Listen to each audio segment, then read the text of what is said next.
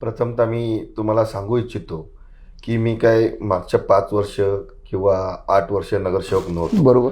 मी पक्ष संघटनेतला एक कार्यकर्ता आहे.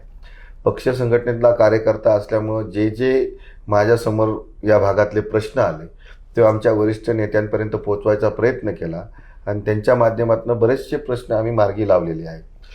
साहजिकचे या भागाची डेव्हलपमेंट मोठ्या संख्येने या ठिकाणी आता चालू आहे. बरेच बांधकामं किंवा मोठ्या मोठ्या सोसायट्या या ठिकाणी होत आहेत आणि त्यामध्ये मेट्रोच्या ब्रिजचं पण काम या ठिकाणी चालू आहे. त्यामुळे वाहतूक होती आहे. प्रश्न असा आहे, गेली 10-15 वर्ष झालं की ह्या भागामध्ये मिसिंग लेनची कामं कोणी केली नाही. बरोबर. की जे रोड स्टार्ट टू एंड व्हायला पाहिजे होते त्याकडे कुणाचं लक्ष गेलं नाही. त्याचा परिणाम म्हणून ही वाहतूक कोंडी आज या बानेर बालेवाडी म्हणा किंवा सुतारवाडी पाषाण या भागामध्ये आहे.